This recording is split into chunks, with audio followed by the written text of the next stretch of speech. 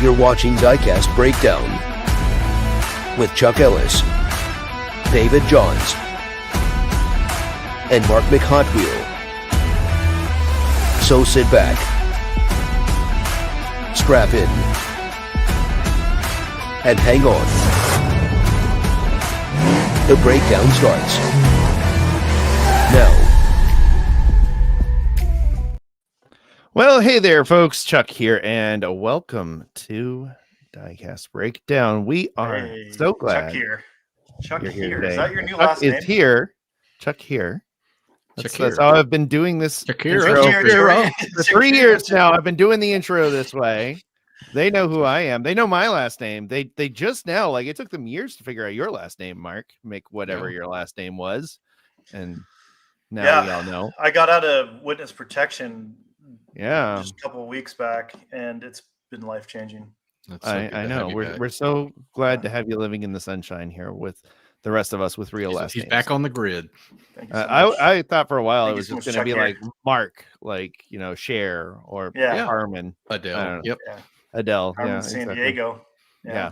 Where in the world? Nobody remembers Carmen. Thank goodness. Anyway, we hope you remember us and you're joining us live right now. So we're going to be talking tiny cars as we often do, but we're going to be talking about tiny cars that go real fast this go around. Yeah. And we got a special expert joining us today. But before we get to that, we're going to do the thing that I usually do, which is thank our executive producer level patrons that help make this show go. If you want to join their ranks, you can visit diecastbreakdown.com, or you can show up to Las Vegas and meet us at Diecast SuperCon and hand us money in person. It'd be weird, but you could do it that way if you wanted to. Or you could just donate on Patreon or hit the join button down below and be like these really cool people, including First and 64th Customs, Dane Self, drivendreams.org, that Mark guy we heard so much about, Jason J. Goldenberg, Mr. Big Lou, who will also be in Las Vegas. Be sure to slip him a 20 if you see him. Mad Vision, thank you, Phia. Mike's Mods and Customs, Reviews Through Another Lens, Mr. TWYCE Diecast, thank you, David. And of course, our initial patron, Adam, aka Video Geek Productions. And again, thank you to all our patrons who make the show go, and to those of you who like, share, subscribe, all that good stuff. Punching the little thumbs up button helps a lot, and sharing it with your friends helps even more. So now that we got all that out of the way, we're going to talk about some tiny cars, and we got a really cool dude rejoining us from his sunny studios in wherever it is he's from. It's out west somewhere. We'll catch up in a second. Nick from Tiny Track Cars, thank you so much for being here, Nick. Wherever you are, we're so glad that you're here with us today. You said sunny, and I'm in Seattle. That's right. Those two things don't go together. Mark, you could get in the car right now and be at his place in like, what, 45 minutes? Hour and a half. Yeah, hour and a half. Okay. Where are you at, Mark? In Oak Harbor, Whidbey Island. So it's like about an hour and a half or so from the border. Maybe Nice. 2 hours. Yeah, Cool. So. I'm actually in Paulsbo, which is, I just say Seattle because that's what people know. Yeah, you have to, because everyone's like, what? Where? So Seattle. I don't like Seattle, but we've gone over that many times on the show. But I think if I had to it's a landmark. If I had to name two cities in Washington State, I think it would still take me 10 seconds to remember Spokane, which is what I was stalling for. Yeah, people say Spokane. Spokane. But yeah, it's Spokane. Home of the Supersonics. Seattle's not even the capital, and it's like people are, all they know. It's Olympia. Well, this has been Washington Talk with Diecast Breakdown. Thank you so much. It's been a great episode. We'll see you next time. Anyway, Now, for those of you long timers, Nick has been on the show before, and if you know the Diecast community on YouTube, you've most assuredly seen some of his videos. But for those who don't know Nick, let's give him a quick breakdown of what Tiny Track Cars is and how that all started. Yeah, Tiny Track Cars is a YouTube channel, and I started it because of COVID, and I've been passionate about cars my whole life. And I saw a video from 3D Bot Maker on the YouTubes sometime in 2020, and I said, you know what? I want to do that. And I bought my first set of Crash Racers track. I actually bought it in California when I was on a trip, and I I was so excited to buy the first set because I saw it in stores. I literally bought it in California and flew home with it. And then just started piling it on cardboard boxes and trying to make a track. And it spiraled out of control pretty quickly. I think I bought my first like 5-pack of cars on that same trip.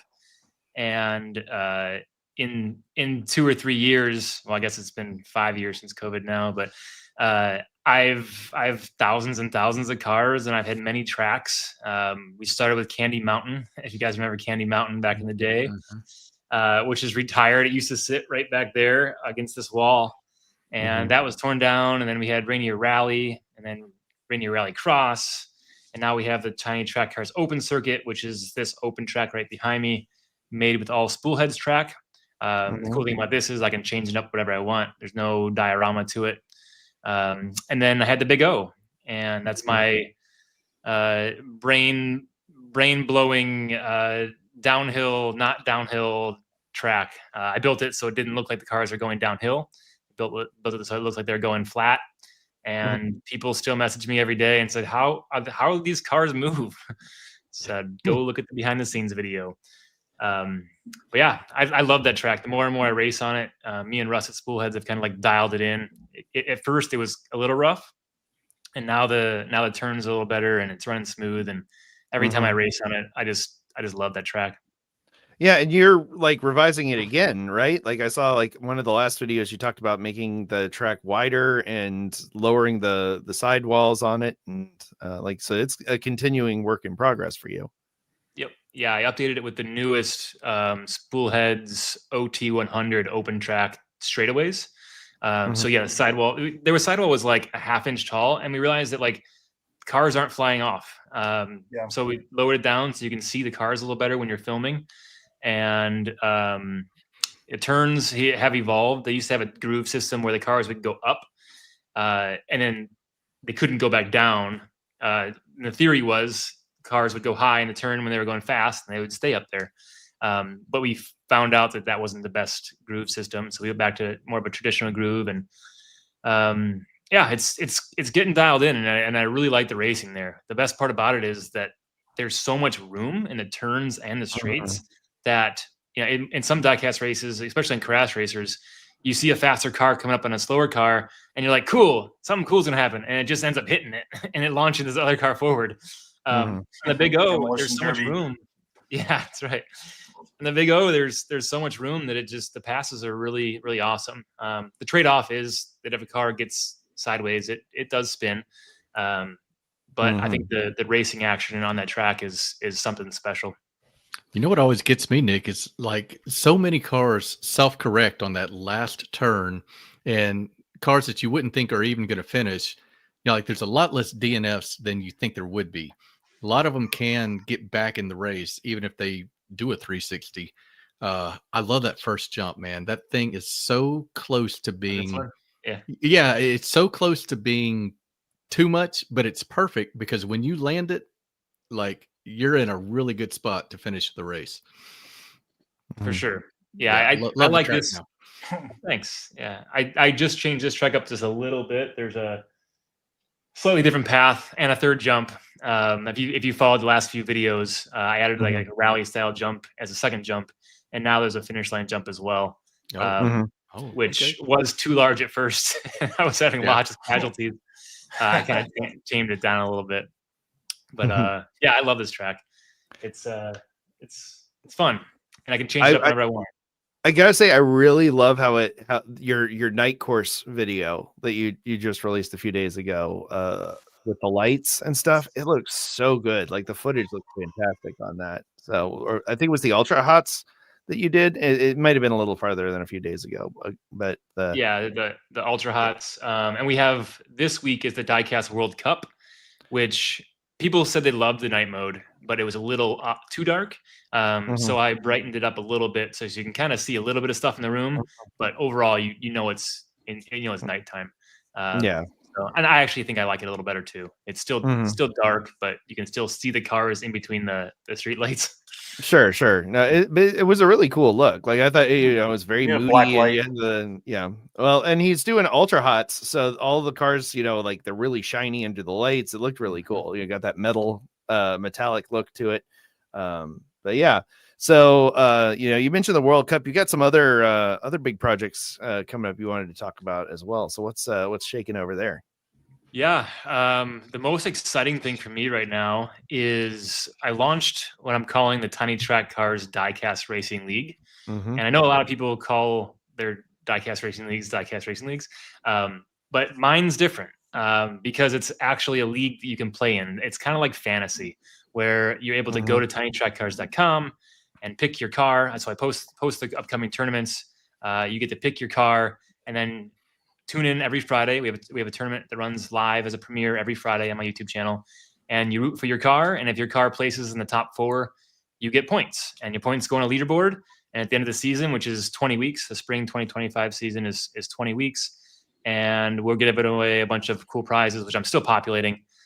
First place is some Tiny Track Car swag and Spoolhead's gift card for $100, and I'm gonna throw in a couple like premium actual full cases of Hot Wheels. So.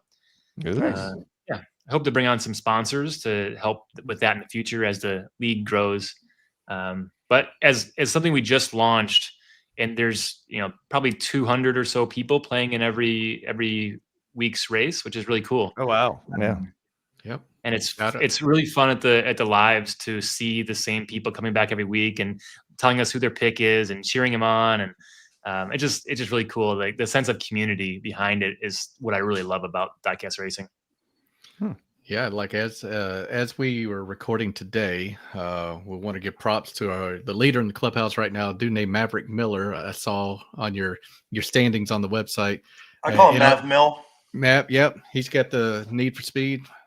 Everybody get that? All right. So I do like though, Nick. Nobody's running away with it.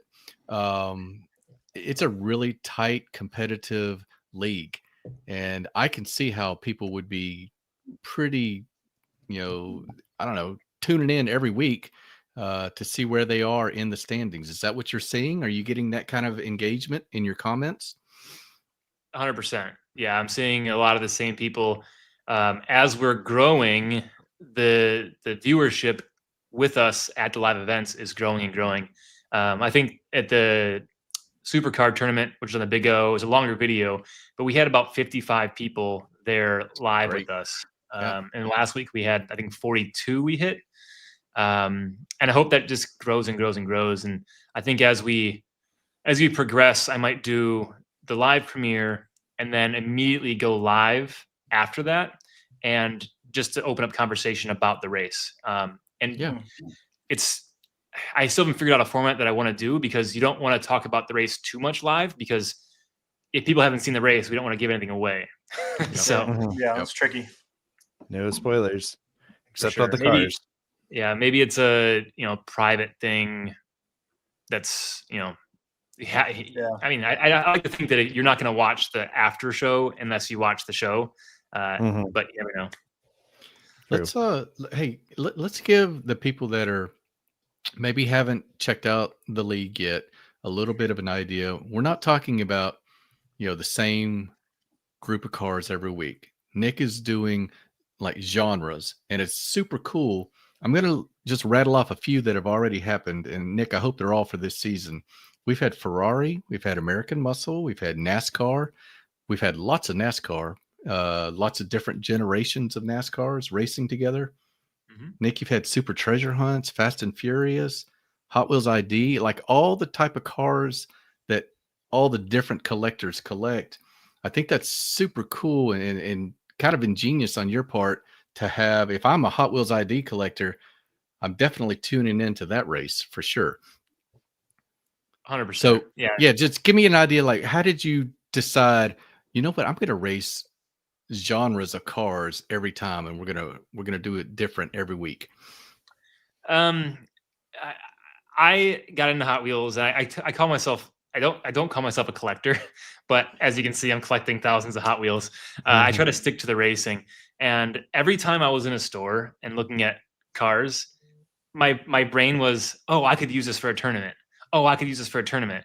And then I got into like serious diecast racing in the modified community, and my cars were just sitting around doing nothing.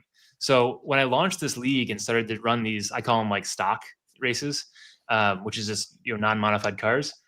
Now I'm starting to be able to put into action all the tournaments that I wanted to do in the first place, like Ford versus Chevy, and like right now I just picked cars for a Target, a red edition versus Zamac, so like a Walmart red Zamac, and it's just like anything that can come to mind, right? It's Ferrari versus Lamborghini. It could be anything really, and the possibilities. What's that? Is it Audi versus Lancia? There you go. Yeah. I mean, it's really, I filmed the Mustang versus Corvette tournament for shorts the other day. That'll be coming out very soon. And you could do anything. You could do, Camaro versus Corvette. You could do, possibilities are literally endless. And then there's the races that when I want one specific casting for all 16 or 24 cars, it'll probably be a mail-in. Just because there's not enough variations of one car. Like I want to run a Ford Fiesta tournament, but I don't have enough. I don't have 16 variations of the Ford Fiesta to be able to run it just in house. So we're getting some good suggestions. In the comments. Neon speeders with black lights would be a cool one. I'd like to see.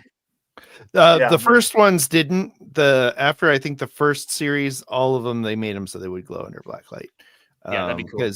Because what's his name? Sean Nicholas made a video about how I think it was him. He might have made it. But somebody made a video about how the neon, the original ones didn't glow, and then after that they like the ones that are out now do glow under black light. So, a peg warmer race, that would be a fun one. that is going to be cool. That's basically just a fantasy race. Yeah, I'd like to see like a zoom in versus a wheelie chair type of race. Yeah, zoom ins. Yeah, all the ones that you can clip the little figure to. The ones that you can clip the little figure to, or put the figure in like the tank one or the cart one. Or for sure. Yeah, I mean all zoom ins. That would be a riot, especially if they had cameras on all of them. Send in your custom. Oh, that would be cool. Just painting to all the different ones. Lambo Jesse Lehman asks if you'll talk about the Discord. Yeah, I just launched a Discord channel or server, as I call it, and I think it's probably my new favorite place to hang out. It's like a direct line of communication to the people competing in the league to give them updates. I like it because it's like one area that I can talk about multiple things, and anyone can tune in and see the update. It's more casual. I don't have to make a formal like reel or a formal post on my YouTube community page. It's just like I can just snap a photo with my cell phone and say, hey, this is what I'm doing today. Check it out, and throw it up there. And then as the community grows, I think it's a good space to just talk about diecast as a whole. We have channels in there about collecting, and we have channels in there about customizing. And I just wanted to build a whole community on Discord around diecast in general. And I don't think that exists. We're finding out that a lot of people aren't on Discord, but there are some people on Discord, and they're coming to hang out. Discord's a great place as long as people are engaged. Sometimes you go into pages and there's no engagement, so it's dead. It feels like I don't know, dead zone. It's not fun. So it's as long as people are engaged and posting stuff like daily, it's a great place to be. But for sure, it's like it's tricky to get people engaged on there, But it sounds like with what you're doing is a great place for it. So you can just update people, say, hey, go check out this video, and talk about the race in there and all that. You can do. Mark has quietly pointed out why Diecast Media Network does not have a Discord yet. It's pretty. Hey, and it's pretty clever too, Nick. You've got a different site. We're not going to sign up for the league at YouTube. You mentioned it before, but tinytrackcars.com is where you go to get in on the league. And talk about some of the other features and benefits. It's not a website that's limited to signing up for this league. There's a lot of good stuff on this site. Talk about what you're doing on the site and why you're doing it over there too. Yeah. So I'm a serial entrepreneur and I can't do anything without turning it into a business. And I'm really, really trying to keep diecast racing a hobby and keep it fun. But the entrepreneur in me keeps moving towards, okay, how can I monetize this further? And the play right now isn't how to monetize it. It's just building the community, and that stuff will come later. Monetization right now is just on YouTube, but I have a background as a whole in marketing. So I launched the Tiny Track Cars website as a blog, and we're getting, as far as organic traffic goes, just from our blog posts, we get about 500 clicks a day just from people searching things and, super treasure hunt lists or RLC lists or whatever it might be. And we're getting clicks to our site, which eventually I can monetize with display ads. But right now, the big thing is get people that are interested in diecast, searching for treasure hunts and searching for whatever it might be, to land on my site and get them in my funnel, get them to sign up for my email list, get them to sign up for the Diecast Racing League. And then I can send out email newsletters every time one of the upcoming races comes to get more people back to my YouTube channel, which builds the community and gets my YouTube revenue up. It's just building this ecosystem that's not just based on YouTube viewership. Because if tomorrow YouTube's like, you know what, we're done. Everyone's screwed on YouTube, right? It's always a possibility. I have everyone's email, and I can say, hey, we're going to do the same thing, but we're going to do it on TikTok. We're going to race marbles instead of diecast. Yeah. It sounds like you subscribe to the Joe Polizzi method of do not build on rented land. Right. He says a lot. He's a content marketing expert that I follow, and but email lists are a lifeblood for any online business. It's it's wild, as somebody who's also aspires to be like a content creator on here that does it full time. I've dabbled in looking into what that would be, and I still don't think it's possible for us to take this and make it a full-time thing. I don't think the audience is here yet.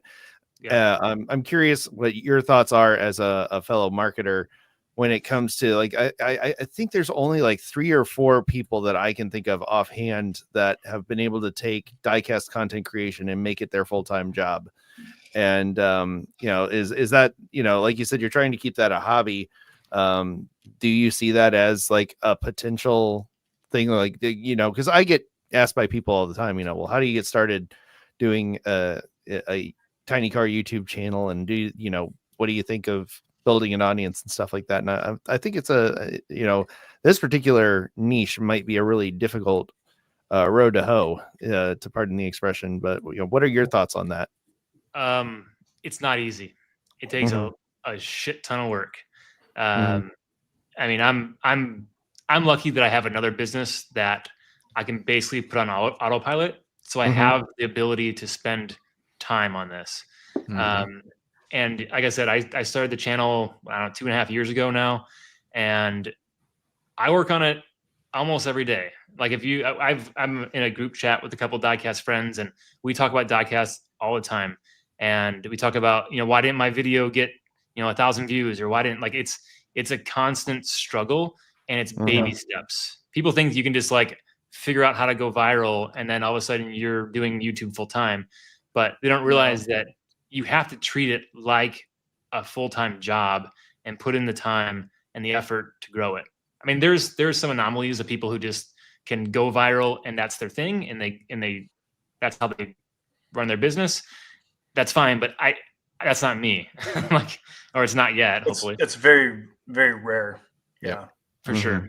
Yeah, and any like business YouTuber, like how to become a YouTuber coach, they'll tell you the same thing. Like, you have to put in the work. You have to be consistent.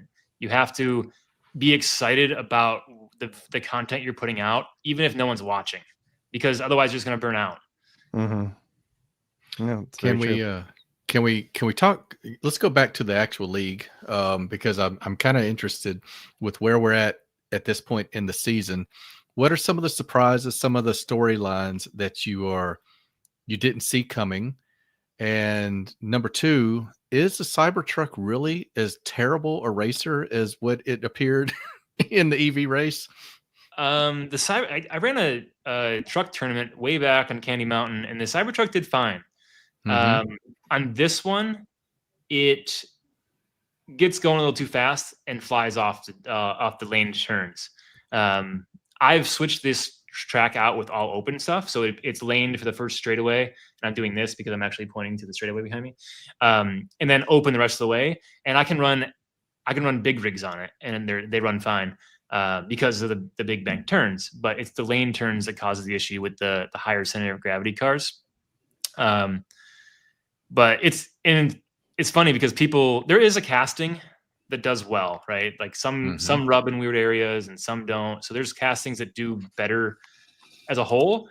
But you could take, this, black Civic and this black Civic that just came out of the packaging, they're the same exact car, and run them, and one could hardly move and one could be fast.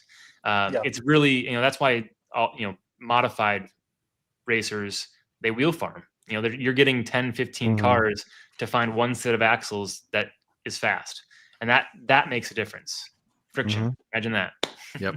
Yeah. Well, and the other thing too is, people also can think like, when I did my first race car for your track for the NASCAR Legends series, and it's not just as simple as buying a car that has FTE axles either, like the faster than ever axles, because even then there's some inconsistencies there. Like you can find mainline axles that'll roll better than your FTE axles. Just depends on how the wheel was drilled that day and how much wobble's in it. And there's a lot of tolerance difference from one set of wheels to another. That's right. And I think that faster than ever, stock for stock, you probably have a better chance of getting a good pair of axles with the FTEs because they're nickel plated and they're just higher quality.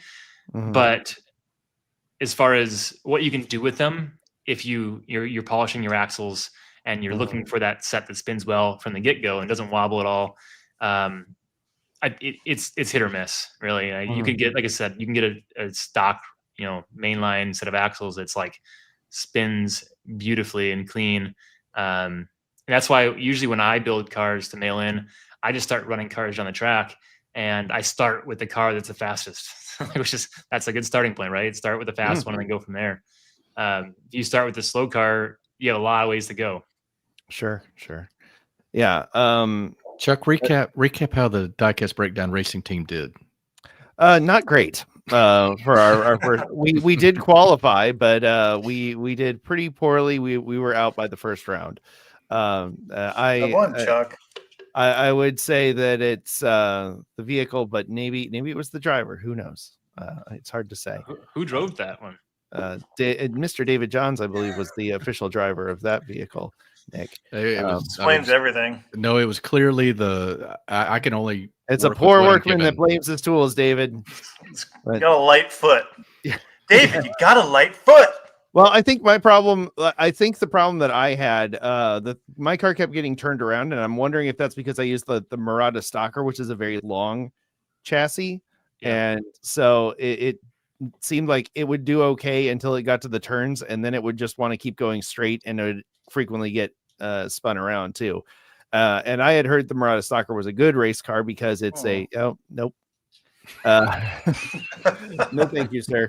Because it's a metal chassis, and it is a long one. And I think if you're doing like just a straight up downhill track, like single lane track thing, like a Pinewood Derby type race, it probably would be a very good car. But it just felt loose the whole time. That's all. Yeah, it was.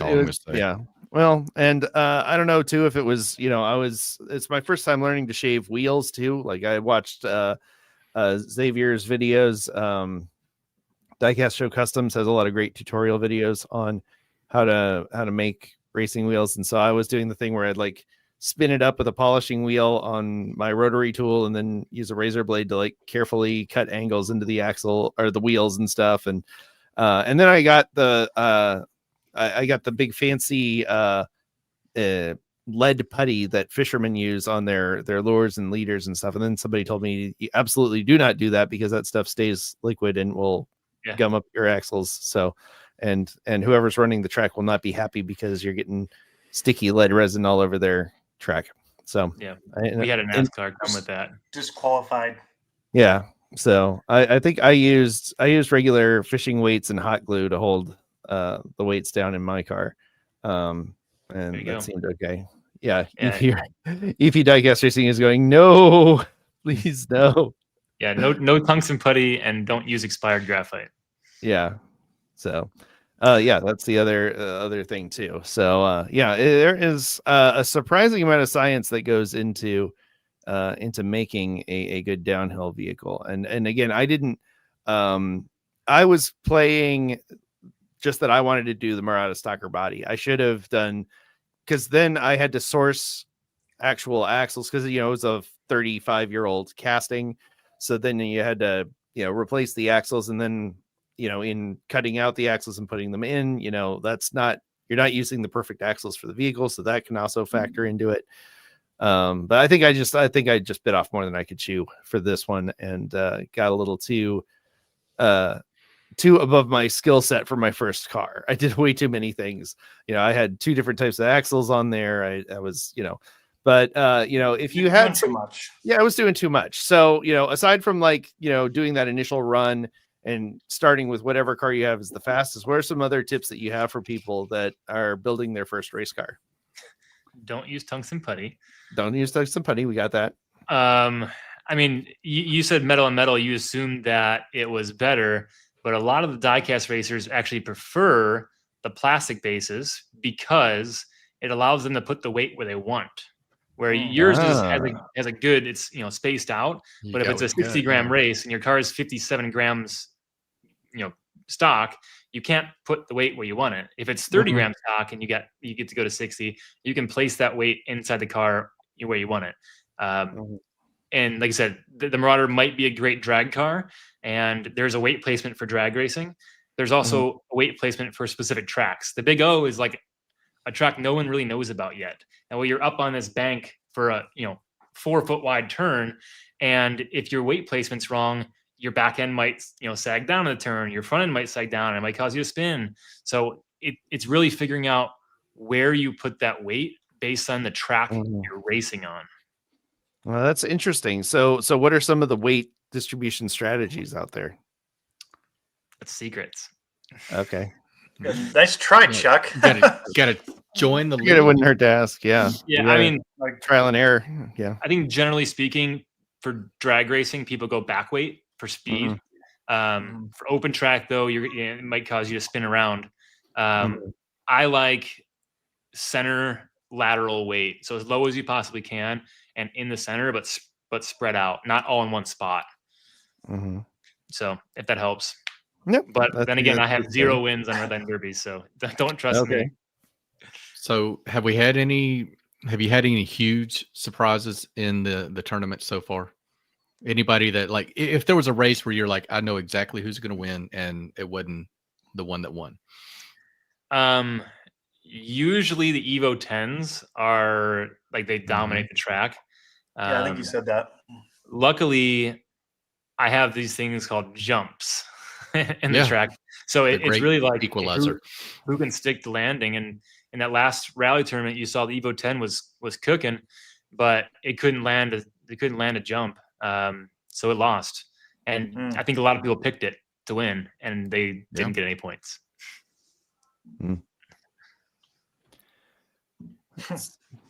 EP Diecast says, "Careful, Nick. The Diecast Illuminati is always watching."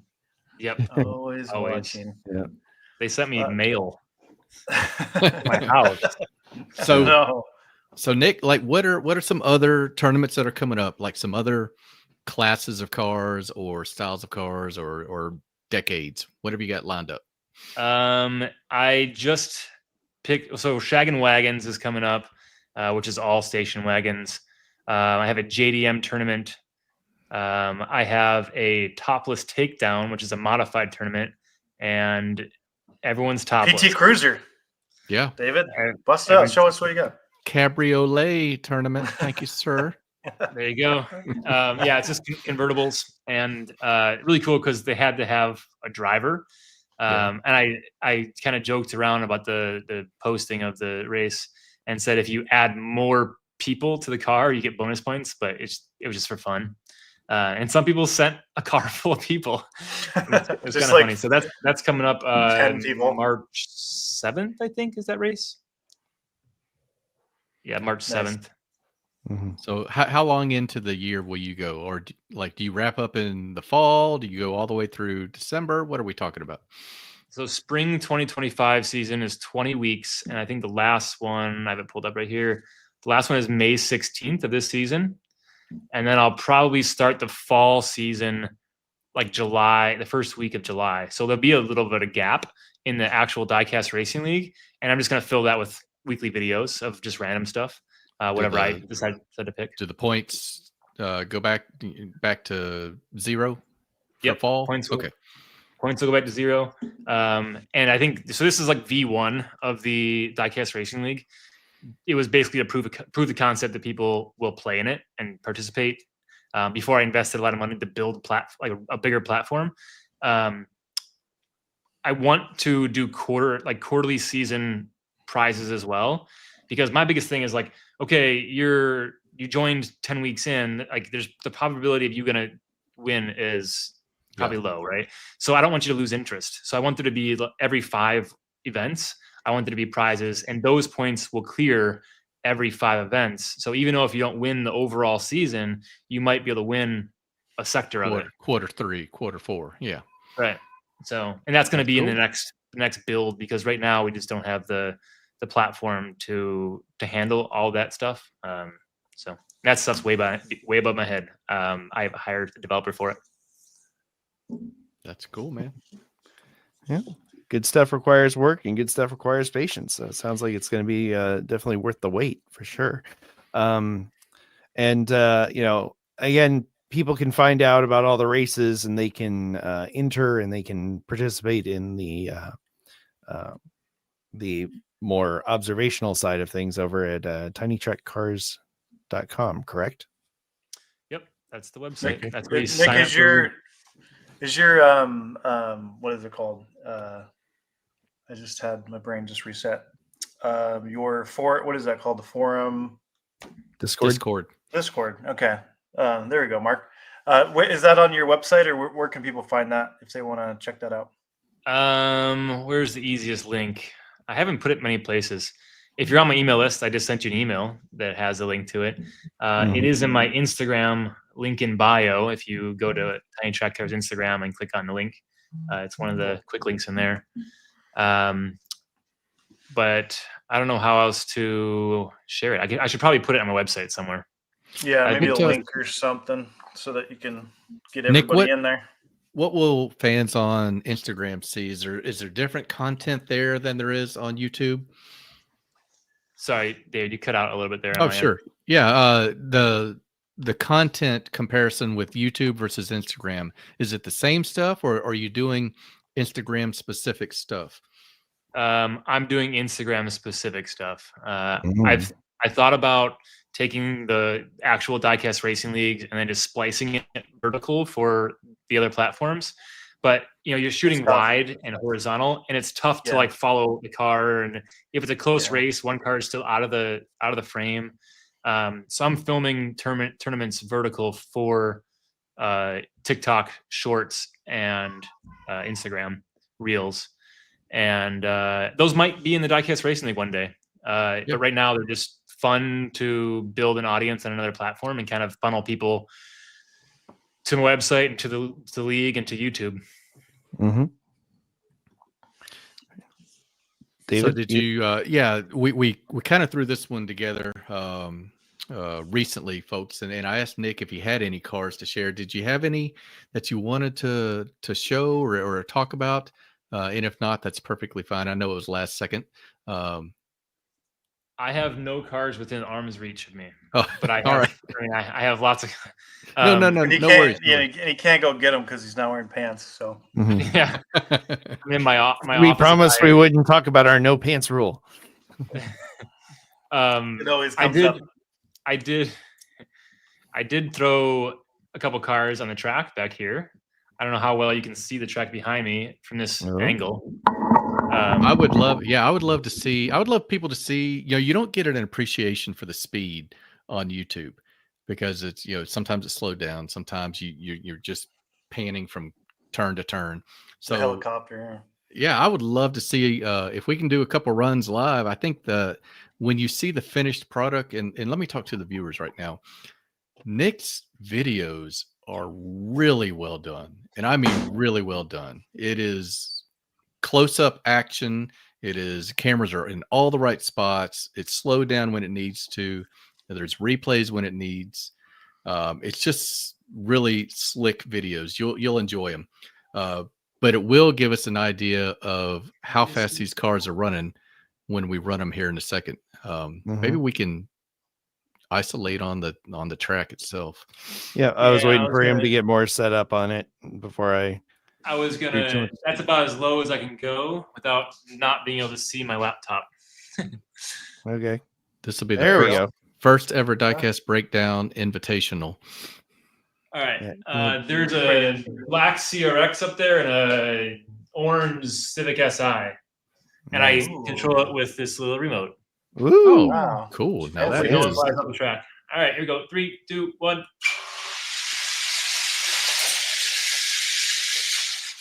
Hope it's jump at the same time. Oh, come on, both Civic. Of them made it. Both of them made it.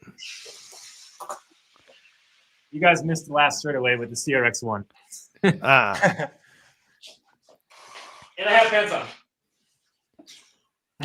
Pants on. So in your experience, I mean, that looked like a pretty clean run for both drivers there. Was that a fast run, or is that just kind of run of the mill speed right there? That was a little on the slower side. I actually changed the grade of the main straightaway because for whatever tournament I was filming last, cars are flying off, so I slowed it down a little bit. So this is a little on the slower side right now, and those were just 2 random cars.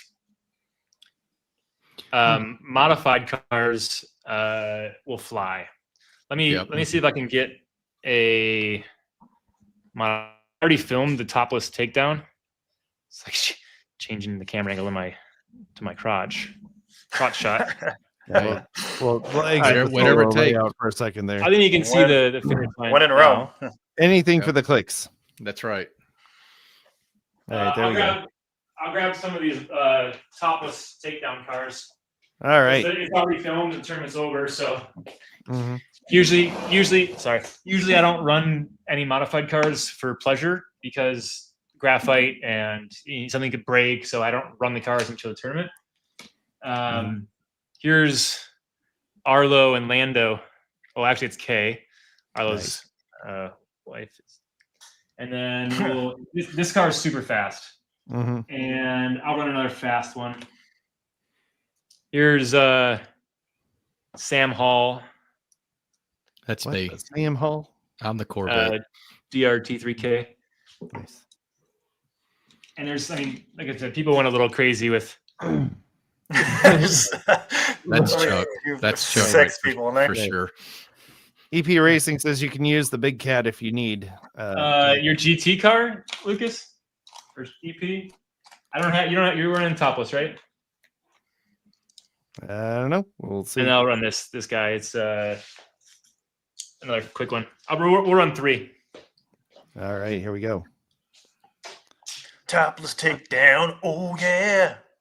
We're gonna get demonetized with all this saying of topless. But, this track layout was not the layout that we used in this tournament. So these cars might be super fast and might get too much air off. Oh boy, we're gonna do it. I just want to see some casualties at the finish line. Yeah, pretty much. Oh, there's some of the people already fell down from a race I did earlier. But here we go. Yeah. 3, 2, 1.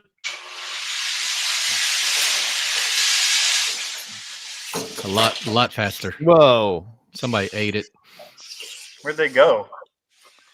Oh! You see that one? Nice. Yeah. That guy just jumped into the audience. Yeah, I noticed there were a few fatalities in that last video, but Interesting. Yeah, those people never learn, man. They get wiped out every race. Yeah, that's right. You keep coming back for more. They're gluttons for punishment. All right, folks. Well, if you're listening to the audio feed, that's a good motivator to come over and check out the video feed on YouTube. Yeah. I do appreciate our audio listeners. I don't know why they do it, but I appreciate that they do. I know some people do it while they got other stuff going on. No, it's therapeutic. It's therapeutic. Chuck, it's I'm told that our voices are very soothing. Yeah. We're gonna do a video where David reads the phone book and helps yeah. put people to sleep. Reads a dictionary. All right, Nick, I got a question for you. Is there any other brand that can compete? Any other brand out there? Stock for stock? No. Yeah. I mean, Matchbox is close, but with the little nubbies in the tires, they just don't run as good. I've ran a couple mini GT cars, but I've opened them up and put plastic tires on them. Obviously, the rubber ones don't run well. Sure. Actually, I say obvious, but that's not obvious to some people. When I was early on, I was like, "Oh, rubber tires, they'll hook up in the turns and like won't slide all over the place. They'll be fast." Nope, they're terribly slow. Friction, baby. What about the new? Auto World just put out. They put out some Firebirds and I think they're called Poncho Power, but they have the plastic wheels now. They got the Johnny Lightning style plastic wheels. Yeah. Have you ever run any like Johnny Lightning or Auto World that had the plastic? Okay. Nope. I think they're metal body, metal base. Yeah. I know Xavier's on here. I know he has a big fandom for the Johnny Lightning Racing axles. Absolutely. But also because they had those wheels, it was the wheels have the little tiny rim on them, so you end up with like a very little surface area. But I'm curious because his stuff I think is more he actually just said you can do mine. And I know you've got my Murata still, because I told you could have that one as a souvenir for being on the show. That actually, I liked that design so much I made my own version of it. So I do have a rubber tire version of it that's just designed to look good on the shelf, but I really liked how that one turned out. Nice. Yeah. Corgi Whiz Wheels, says Rudy Moons. I don't know. Shout out to PT Cruiser in that one. Yeah. EP says tucked wheels with a little skull and crossbones. Yeah, usually if your wheels are tucked, your body rubs, and it's no good. Mm-hmm. It's the wrong kind of rubbing, wrong kind of body rub. We talking about cars. Again, with the monetization on this video, but now we're fine. It's not Nick's channel, so he doesn't care. He's like, Sean suggesting a dune buggy race. Yeah, have you watched my channel? I say all sorts of ridiculous stuff. Yeah, I like the split personality Nick doing the dual commentary. It's great. What about the DeLorean? Yeah. Is that a good car down the track? I just thought of that one. Which one? The new DeLorean Alpha 5 is actually pretty slick. Yeah, it's a longer wheelbase. Check out that EV race. It did pretty good. It's a pretty well-shaped car, and then just really wants to go back to the future. Yeah. Wow. Nailed it. The setup, the commitment to that one. Mm-hmm. You got to see it through. Got it. Yeah. You were all in on that. Mm-hmm. That's awesome. Anyways.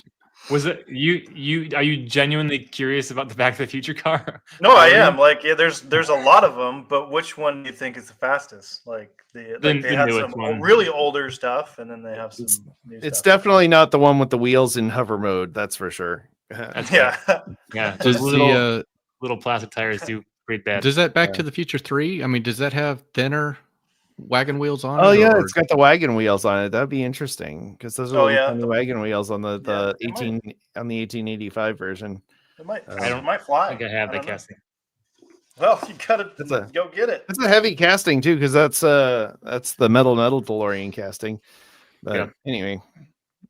Was there anything that you haven't gotten on the track yet that you're itching to, like an all red line race or something like that, something wild? Like original red lines, that'd be aggressive. I like everybody send your red lines in to Nick. Yeah, I mean, I would run them on the Big O. The Big O is like there's never any casualties because it's just the way it's built, and there's no way to really fly off the track.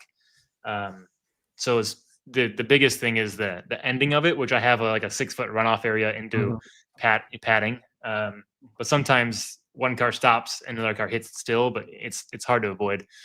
What do I want to run? I don't know. Chase cars. I would like to run like a big rig on the Big O, like a hauler event. Big rig they make those track the track version. What are they called? But the truck and trailer ones that actually are designed to go down the tracks. Street Fleet. Oh, yeah. Street Fleet. There you go. Oh, you got that one. Oh, I really want to get that one. Death wobble going down there. Yeah.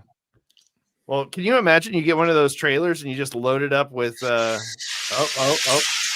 I'm done. Oh yeah. Whoa. That's very good. It did really well. Made the jump, didn't it? Did it help? Did that weight help on the jump? I mean, it's better to like minimize the jump, right? Yeah, more weight will make you go faster. I don't know if it makes you. I mean, I think it will keep you down in the air too, right? You'll fall faster. Yeah. I just picked up this super rig one today. This is that new ice cream or the donut truck one. But Nice. the super rig ones are not the ones that are there's those, and then there's the ones that are actually designed to go down the track. Like the Optimus Prime one, I think is designed to go down the track. Yeah. So is that for you, Chuck? Is that just for yourself or just for me, actually? But look at this. All right. First choice. First of all, pink is practically a masculine color, but look at this thing. It's really cool. It's got like this vintage truck front on it. Charlie's design. Vintage. Yeah. So if you look past the design, this thing would be a wicked custom. Don't car shame, Mark. And it comes with the donut. And it comes with the donut drifter. Hmm. So, which I've got a signed picture of Charlie's design right here. EP has a great idea. The new F1s. That would be a heck of a race. Oh, yeah. I am starting to hoard them. I pre-ordered like 6 of the 5-packs, the new 5-packs. Oh, nice. I have one here that's in a 2025 D case, but I opened it and put it back in the case so I could actually have it as part of the unboxing because I do case races as well. Sure, but it runs good. I verified it runs good. Yeah. All right. They did that new Lotus casting too last year that came out late. The vintage Lotus casting is a really good looking one. The open wheel. So Nick, just remind us, when are we tuning in for new races? Friday evenings. It used to be 1:30 Pacific, and I've shifted it to around 3:30 now, just to see if that's a better time slot for people. But I always post the premieres midweek, so you can see the time slot it's going to be in, and they're always on Fridays. So make sure to go there, hit the reminder button. Yep. We all got a lot going on. Just hit the reminder button. Mm-hmm. It'll tell you when it's time. Okay. Yeah, it'll pop up. Get on that email list because Nick sends out a lot of great emails. I'm on the list, so I kind of keep tabs on it. I get a million emails a day, but I do try to check out Nick's. Not for me. Not a million for me. One a week. Chuck, no. I feel like that's an exaggeration. A million, really? 1 million emails? It feels like that sometimes, but yeah. But and the point was made earlier, and Nick says this: the more people that play, the bigger the prizes, right? Like, right. Let's grow this thing. This is really cool. This is a neat idea. Grab grandma and get her to sign up. The goal in my head is once I build the platform, it could be available for other people to do the same thing on my platform. So if you're EP videos and you're in the comments listening, you could launch your own Diecast Racing League on it's on tinytruckcars.com right now, but I could buy a URL. It's just diecastracingleague.com or whatever it might be and host it all there. And just like Redline Derby, you could send all your people to your landing page for your tournament, which is cool. Well, it looks like we got some interest. I would love to see that thing happen. Have you guys ever been on Redline Derby? Not in a long time, but I know of it. Okay. It's a great platform for diecast racing. It is like the hub for people posting events, but it's living in like the first days of internet. It's very I remember it being very old school looking, very late 90s. Yeah. The sign up process the hosting process and the sign up process is really frustrating for me because I'm OCD and I need I don't know. I just don't like it. So I would love to either acquire Redland Derby at some point or build my own platform that is tech forward and you're not signing up in the comments and too many people signed up and you don't know who actually made it. And that's why I moved signups for modifieds to my website because I can put 30 in stock. And when you go pay your fee, the stock goes down, and when they're sold out, they're sold out. If you got a spot, you got a spot. If you're not, you're not.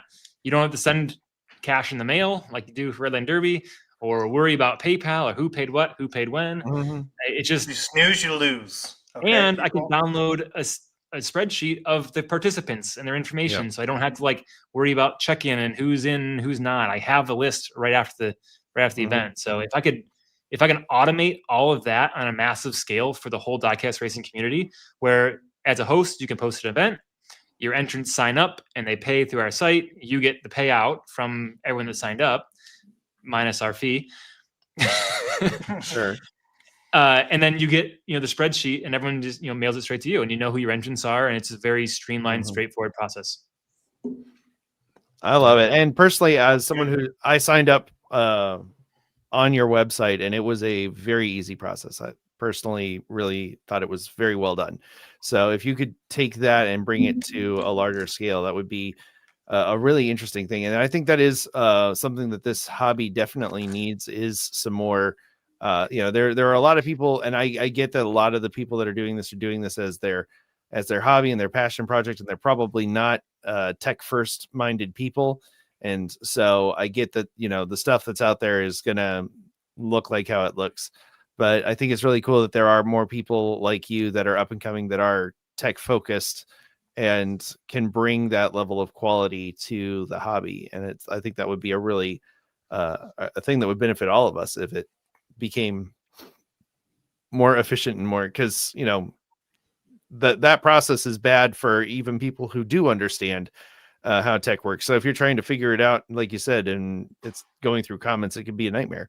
So I did want to hit you with one more question before we wrap things up, because I think we touched on this briefly, but you mentioned that the tracks come from some of the tracks come from Spoolheads, and we've had him on as a guest on the show before. But for people who don't know and people who want to build their own tracks, can you talk a little bit about what that process is like and what kind of stuff he offers? So me and Russ have been working together for quite a while. He's a busy guy, but he does amazing work. And I was kind of his test dummy, where he would design something and I have a bunch of 3D printers. I would just print it and test it and give him feedback. And it's really exciting to kind of be part of that evolution of the product. There's been 3 or 4 different styles of track, and I have them all because I've tested them. In our current iteration, or his current iteration, I really can't take credit for anything because he's the designer behind all of it. Is by far the best. It's amazing. But he offers everything from start gates to he's working on timers right now. He's lane section. This is actually an SR155. So it's 155th scale. So you can run Pixar cars on this. Those super rigs work on this.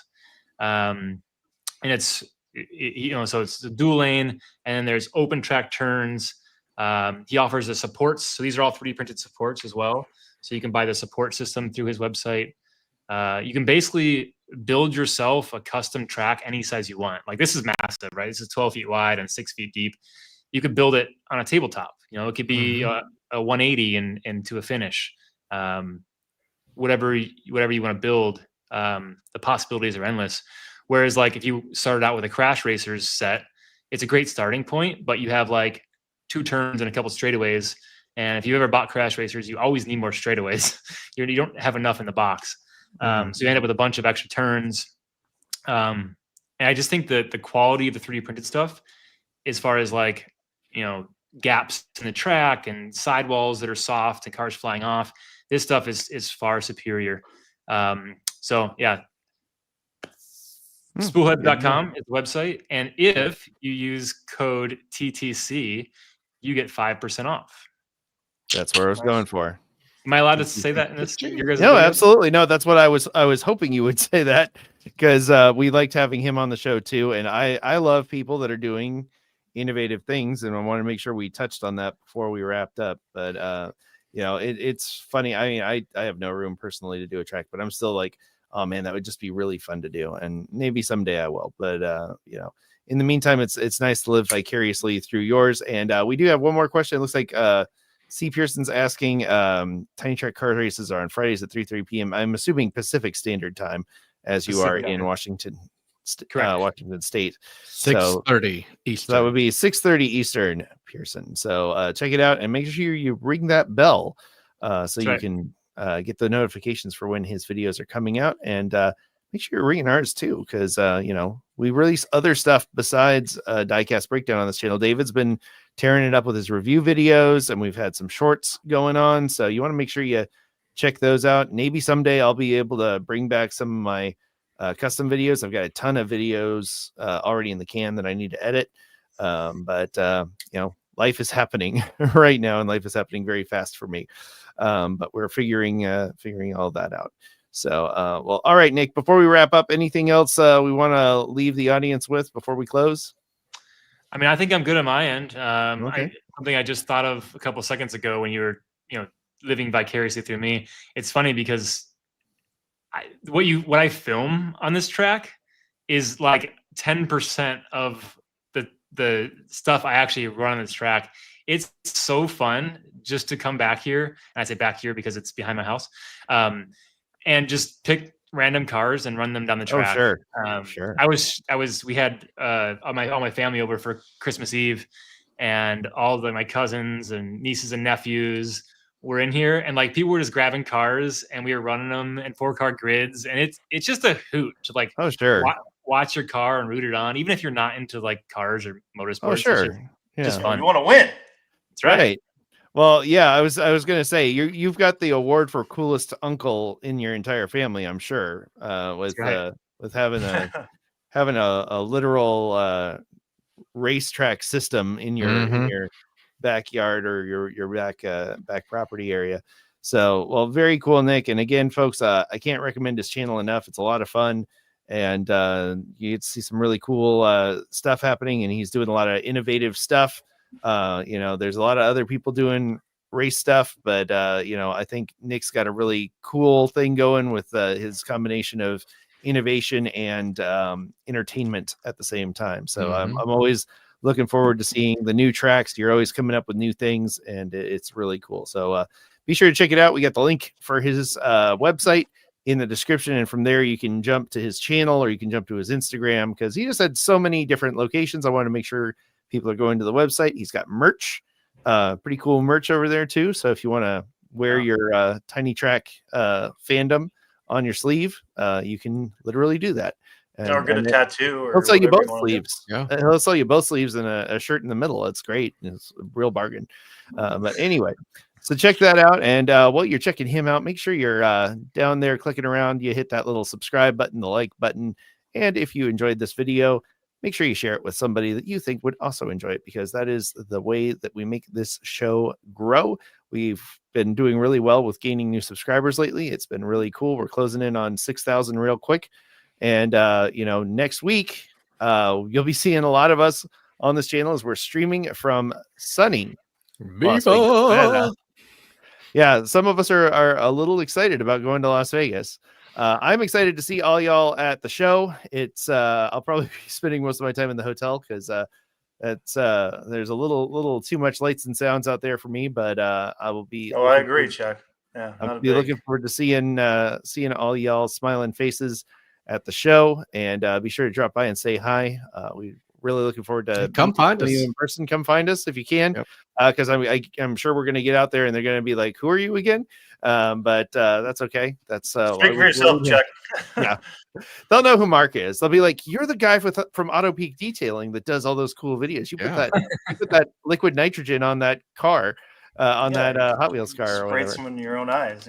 Yeah, exactly. Fun stuff. Oopsies. So, all right. Well, again, a big shout out to our patrons that make the show go. If you want to join their ranks, you can, of course, visit diecastbreakdown.com or diecastmedianetwork.com. They link to all sorts of cool things, including drivendreams.org, where we are trying to get 20,000 cars around the world to kids in need by the end of the year.